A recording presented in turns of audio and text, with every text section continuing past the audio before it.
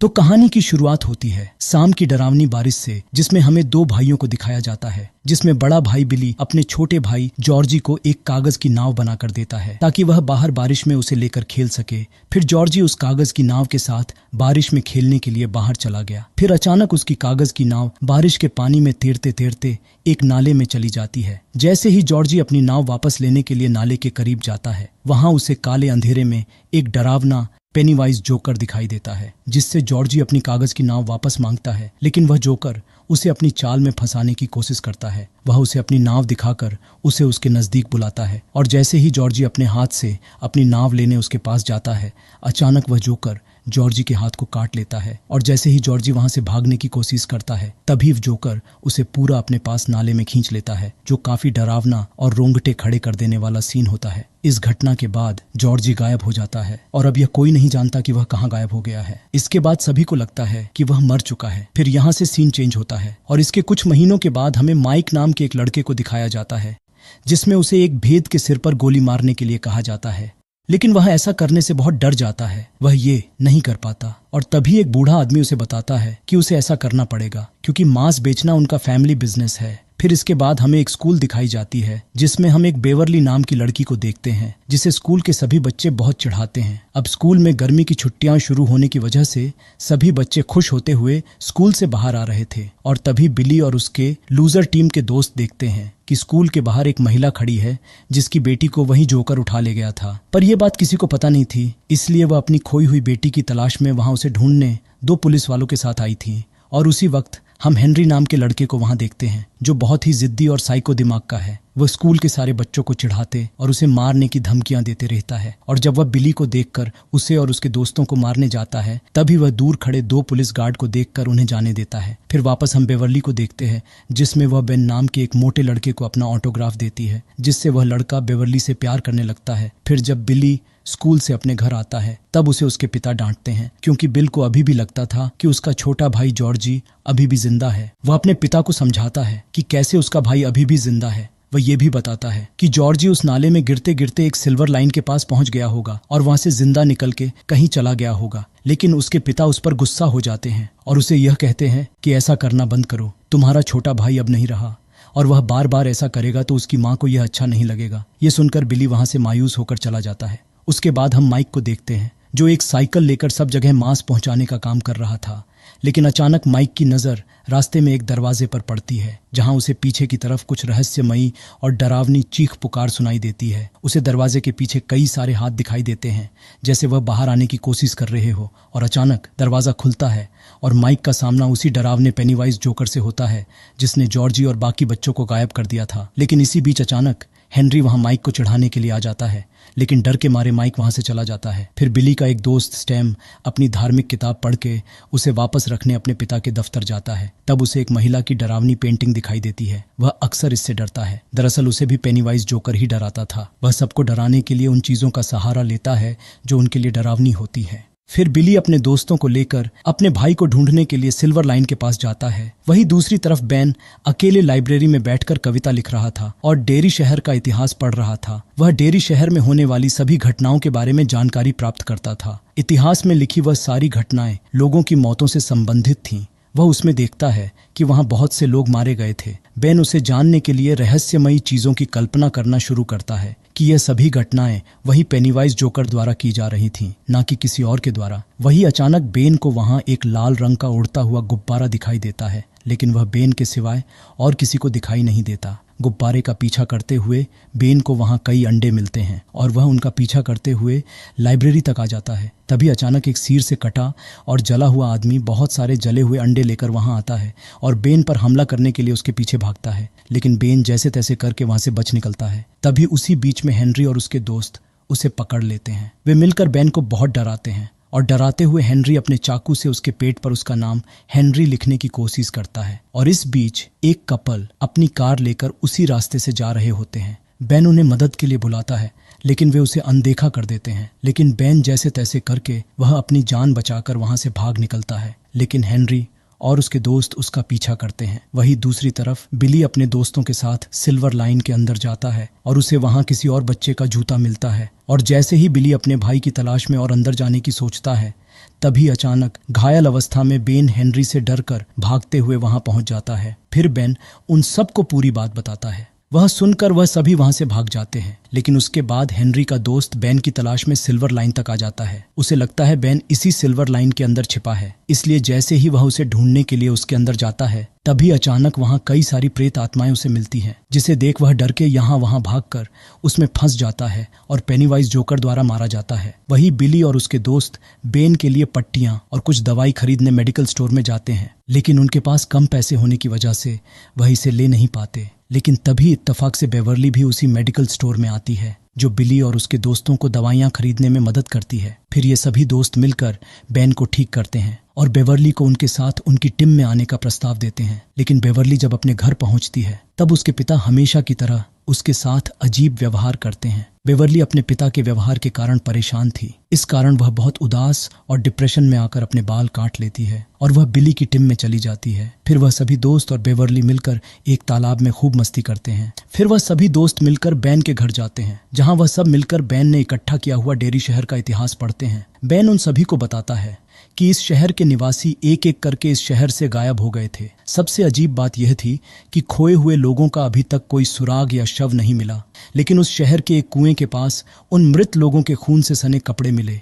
वह उन्हें यह भी बताता है कि वहां नियमित खून खराबा हो रहा था। कोई नहीं जानता कि उन्हें कौन मार रहा है। यह सुनकर थोड़ी देर बाद सभी अपने अपने घर जाते हैं, लेकिन बिली का दोस्त एडी जब अपने घर जा रहा था, तभी वह रास्ते में एक पुराने घर के सामने से गुजरता है और ठीक उसी समय उसकी दवाई लेने का समय होता है। दरअसल एडी को बुरी स्मेल की एलर्जी होती है। वह वहां रुककर अपनी दवाई लेता है, लेकिन तभी अचानक उसे उस घर में से कुछ आवाजें सुनाई देती हैं। ये आवाजें सुनकर एडी परेशान हो जाता है और उसी चक्कर में उसकी दवाइयां नीचे गिर जाती हैं। जब एडी अपनी दवाएं ले रहा होता है, तो एक बीमार और डरावना दिखने वाला आदमी उसके सामने आकर उसे डराता है और उसे डराते हुए वह उसे उस पुराने घर के पास ले जा रहा होता है। लेकिन एडी डर के मारे उस घर के पीछे की तरफ चला जाता है और वहां पर अचानक एडी का सामना वही डरावने जोकर से होता है। ये देख डर के मारे एडी तुरंत वहां से अपने घर भाग जाता है। वहीं दूसरी तरफ जब बेवर्ली अपने घर में आती है, तो उसे अपनी स्कूल बैग में से एक कविता कार्ड मिलता है। अपने पिता के डर से वह उसे पढ़ने के लिए अपने बाथरूम में जाती है, लेकिन उसे भी अचानक अपने बाथरूम के वॉश बेसिन से कुछ बच्चों की डरावनी आवाज सुनाई देती है। कविता पढ़ते समय जब बेवर्ली वॉश बेसिन के ड्रेन होल में एक मापने वाली टेप डालती है, तो वह टेप पूरी खून से भर जाती है और टेप में उसे इंसानी बाल चिपके नजर आते हैं, जो अचानक बेवर्ली के मुंह पर चिपक जाते हैं। वे उसे खींचकर ड्रेन होल के अंदर की ओर ले जाने की कोशिश करते हैं और उसी वक्त ड्रेन होल से बहुत सारा खून तेजी से निकलता है और पूरा बाथरूम उससे भर जाता है। उसी से बेवर्ली भी पूरी लिपट जाती है और बहुत ही डर के जोर जोर से रोते हुए चिल्लाने लगती है। तभी बेवर्ली के पिता उसके रोने की आवाज सुनकर वहां पर आते हैं, लेकिन वे बेवर्ली को ऐसे फीडबैक देते हैं कि जैसे वहां कुछ हुआ ही ना हो। वही बिली को अपने छोटे भाई की बहुत याद आती है और उसे भी वहां पर किसी की मौजूदगी का एहसास होता है और उसे वहां किसी के कदमों की आहट भी सुनाई देती है। उन आवाज को सुनते हुए वह आवाज उसे नीचे के तहखाने में ले जाती है, जहां बिली अपने छोटे भाई जॉर्जी को देखता है। वहां पर पहले तो बिली का छोटा भाई उसे इमोशनल करता है, लेकिन बाद में अचानक वह उस डरावने जोकर में बदल जाता है और बिली पर हमला करता है। लेकिन बिली ठीक उसी समय अपनी जान बचाकर वहां से भाग जाता है। दूसरे दिन बेवर्ली अपने दोस्तों को अपने घर पर बुलाती है और उन्हें अपना बाथरूम दिखाती है। फिर जब सभी बच्चे बाथरूम में जाते हैं, तब वह सभी लाल रंग से रंगे बाथरूम को देखकर शॉक हो जाते हैं। लेकिन यह देख बेवर्ली सोचती है कि जब यह सब देख सकते हैं, तो उसके पिता इसे क्यों नहीं देख पाए। फिर वह सभी दोस्त मिलकर उसका बाथरूम साफ करने में उसकी मदद करते हैं और वह सभी आपस में चर्चा करते हैं कि जरूर कुछ तो गड़बड़ है, क्योंकि उन सभी के साथ ही कुछ अजीबोगरीब घटनाएं हो रही हैं। वह बताते हैं कि उन्हें भी उस डरावने जोकर की झलक दिखाई दी थी और तभी रास्ते में उन्हें हेनरी की कार और माइक की साइकिल कुछ दूरी पर दिखाई देती है। वे तुरंत माइक की जान बचाने के लिए जाते हैं। वहां जाकर वह देखते हैं कि हेनरी और उसके दोस्त माइक को पीटते हुए उसे कच्चा मांस खिलाने की कोशिश कर रहे हैं। माइक दूर से पेनीवाइज को देखता है, जो एक बच्चे का हाथ खा रहा होता है। पेनीवाइज माइक की तरफ देखकर मुस्कुराता है। माइक को बचाने के लिए उसके दोस्त हेनरी और उसके साथियों पर पत्थर फेंकना शुरू कर देते हैं और माइक को बचा के उन्हें अपने साथ ले जाते हैं। लेकिन तभी उन सभी को रास्ते में लगे कुछ गुमशुदा बच्चों के पोस्टर देखते हैं। तब बेन उन्हें बताता है कि उसने फिर से डेरी टाउन के बारे में पढ़ा है। बेन कहता है, मुझे पता चला है कि डेरी टाउन में ऐसी घटनाएं हर 27 साल में होती हैं। इस दौरान लोग, खासकर बच्चे, गायब हो जाते हैं। शुरुआत में ये घटनाएं होती हैं, फिर कुछ समय के लिए रुक जाती हैं और 27 साल बाद ये फिर से शुरू हो जाती हैं। फिर उन्हें अंदाजा होता है कि ये वही डरावना जोकर पेनीवाइज है जो बच्चों को पकड़कर खा जाता है। वह हर 27 साल बाद आता है और वो बड़ी शिकार के बाद 27 साल तक आराम करता है। उन्हें यह भी पता चलता है कि वो बच्चों को उसी रूप में डराता है जो उनके लिए सबसे ज्यादा डरावना होता है। फिर बिली अपने दोस्तों को अपने घर ले जाता है और बेन बिली के प्रोजेक्टर में उन सबको डेरी टाउन का नक्शा दिखाता है। नक्शा देखकर उन्हें पता चलता है कि ये सभी घटनाएं सीवेज सिस्टम से जुड़ी हुई हैं और ये सभी नालियां एक कुएं पर जाकर मिलती हैं जो एक पुरानी हवेली में स्थित है। बच्चे तुरंत समझ जाते हैं कि पेनीवाइज उसी पुरानी हवेली के कुएं में रहता होगा, लेकिन एडी को घुटन सी होती है। वह और ज्यादा डर जाता है और घबराकर प्रोजेक्टर बंद करने की मांग करता है, लेकिन तभी प्रोजेक्टर अपने आप बदलते हुए दृश्य दिखाता है। यह देखकर सभी बच्चे डर और उलझन में पड़ जाते हैं कि ये क्या हो रहा है। फिर स्क्रीन पर बिली के छोटे भाई जॉर्जी की तस्वीर दिखाई देती है। अचानक सभी को प्रोजेक्ट की स्क्रीन पर वही पेनीवाइज दिखता है और स्क्रीन से बाहर आकर बच्चों को डराने लगता है। उसे देख सभी बच्चे घबरा जाते हैं और जैसे ही वह बेवर्ली पर हमला करने जाता है तभी बिली घर के गैरेज का दरवाजा खोल देता है और पेनीवाइज को वहां से भगा देता है। और बिली यह फैसला करता है कि वह पेनीवाइज का सामना करने के लिए उस पुरानी हवेली में अकेला ही जाएगा जहां वह जोकर एक कुएं में छिपा है। और जैसे ही बिली वहां पहुंचता है तभी उसके सारे दोस्त आते हैं। बिल कहता है, हमें इसका सामना कर इसकी हरकतों को रोकना चाहिए, वरना गुमशुदा लोगों का यह सिलसिला यूं ही चलता रहेगा और उनमें से कोई भी उसका अगला शिकार हो सकता है। और फिर बिल की बात से सहमत होकर वे सभी बच्चे उसके साथ उस पुरानी हवेली की ओर बढ़ते हैं। फिर जैसे ही वे घर में प्रवेश करते हैं पेनीवाइज उन्हें डराकर अलग करने की कोशिश करता है। वहां एडी सामना फिर एक बार उस बीमार और भूतिया इंसान से होता है। उसे देखकर एडी डर के सीढ़ियों से गिर जाता है और बुरी तरह घायल हो जाता है। बिली का दोस्त रिची वो भी एक कमरे में बंद हो जाता है जहां कई जोकर होते हैं और जैसे ही पेनीवाइज वहां आता है बिली तुरंत दरवाजा खोलकर रिची को बचा लेता है, इससे पहले कि पेनीवाइज उसे कोई नुकसान पहुंचा सके। फिर पेनीवाइज एडी की ओर बढ़ता है, लेकिन बिली और रिची वहां पहुंच जाते हैं इससे पहले कि पेनीवाइज एडी को मारने के लिए उस पर हमला कर सके। पेनीवाइज उन दोनों पर हमला कर देता है। तभी अचानक बेवर्ली वहां आ जाती है और वह लोहे की छड़ से पेनीवाइज के सिर पर जोर से मार देती है,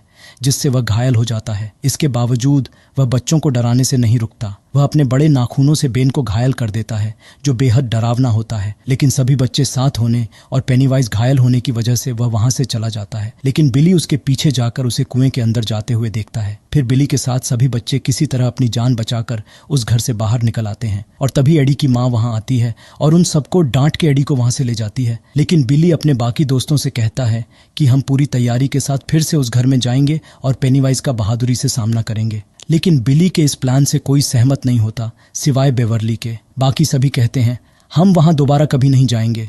रिची कहता है कि उसका भाई जॉर्जी अब इस दुनिया में नहीं है, वह उसे भूल जाए। लेकिन यह सुनकर बिली को बहुत गुस्सा आता है और रिची और बिल के बीच झगड़ा हो जाता है। इस झगड़े के बाद सभी दोस्त अलग हो जाते हैं।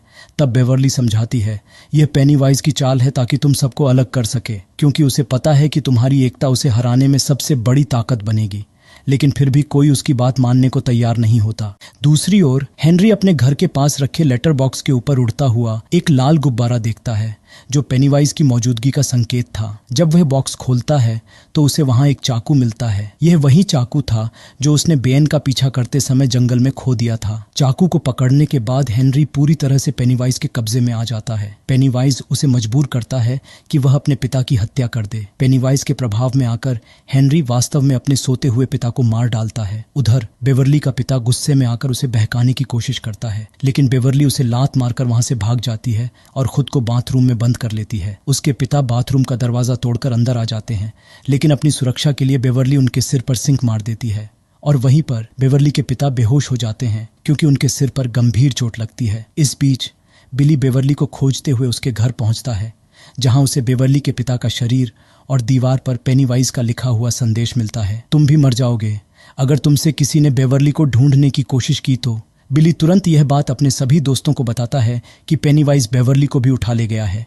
इसे सुनकर सभी दोस्त फिर से एकजुट हो जाते हैं ताकि वे सभी मिलकर बेवर्ली की जान बचा सकें। फिर वे सभी पूरी तैयारी के साथ पेनीवाइज का सामना करने के लिए उस घर में वापस जाते हैं। दूसरी ओर बेवर्ली होश में आती है जब उसके ऊपर कुछ बूंदें गिरती हैं। वह खुद को एक बड़े नाले में पाती है जहां कचरे का ढेर ऊपर छत तक लगा हुआ होता है और उसे वहां ऊपर बच्चों की उड़ती हुई लाशें भी दिखाई देती हैं। ये देख जब बेवर्ली वहां से भागने की कोशिश करती है तो अचानक पेनीवाइज उस पर हमला करता है और वह उसे डराने की कोशिश करता है, लेकिन बेवर्ली बिना किसी डर के उसका बहादुरी से सामना करती है। उसकी हिम्मत देखकर पेनीवाइज उसे अपना मुंह खोलकर बेवर्ली को अपना असली रूप दिखाता है, जिससे देख बेवर्ली बेहोश हो जाती है और दूसरी तरफ वह सभी बच्चे एक रस्सी से नीचे जाते हैं। लेकिन जब माइक की बारी कुएं में नीचे जाने की आती है तभी वहां अचानक हेनरी आ जाता है और माइक को मारने की कोशिश करता है, लेकिन माइक उससे लड़ते हुए उसको नीचे कुएं में धक्का दे देता है। और फिर जब वे सभी उस नाले में आगे बढ़ते हैं तभी उनका एक दोस्त स्टेन उनसे बिछड़ जाता है, जहां पेनीवाइज उस डरावनी औरत का रूप धारण कर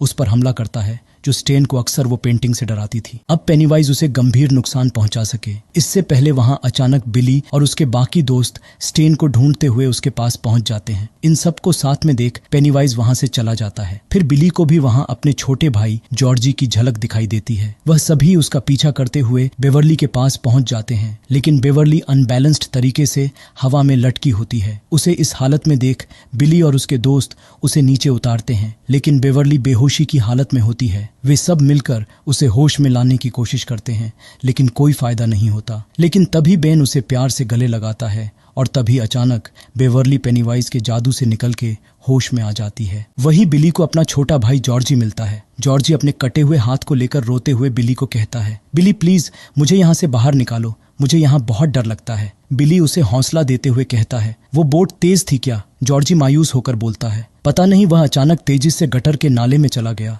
लेकिन बिली को पता चल गया था कि वह जॉर्जी नहीं है। वह उसे गोली मार देता है, लेकिन वही अचानक उसमें छिपा पेनीवाइज जोकर बाहर आता है और वह बिली और उसके दोस्तों को मारने की कोशिश करता है। उसे देख बिली और उसके दोस्त बहुत डर जाते हैं। वह उन सभी को पकड़ लेता है और पेनीवाइज बच्चों से कहता है, तुम्हारा डर मेरी ताकत को और बढ़ा देगा। वह बिली के दोस्तों को यह भी कहता है कि मैं तुम सब की जान बख्श दूंगा, लेकिन तुम बिली को मेरे लिए छोड़ दो और इसके बदले तुम सभी यहाँ से जा सकते हो। बिल को अपना शिकार बनाने के बाद मैं भी 27 साल के लिए वापस आराम करने चला जाऊंगा और तुम लोग भी अपनी सामान्य जिंदगी में वापस लौट सकते हो। लेकिन पेनीवाइज खुद अपनी बातों के जाल में फंस जाता है, क्योंकि सभी बच्चों को पता चल गया था कि अब वह उन सबको साथ में देख के डर रहा था। फिर वह सभी बच्चे एकजुट होकर उसका सामना करते हैं। पेनीवाइज उन्हें डराने की कोशिश करता है, उनके लिए सबसे डरावने रूप लेता है, लेकिन बच्चे अब डटे रहते हैं। अब धीरे धीरे पेनीवाइज का डर बढ़ने लगता है, क्योंकि बच्चों की एकता और उनका साहस उसे कमजोर करने लगा था। यहाँ तक कि बच्चों ने मिलकर उसे घायल और छोटा कर दिया। उन बच्चों की एकता पेनीवाइज जोकर को अपनी हार मानने पर मजबूर कर देती है। डर से कांपते हुए पेनीवाइज 27 साल के लिए भूख के मारे वहां से चला जाता है और इसी के साथ ये कहानी यहाँ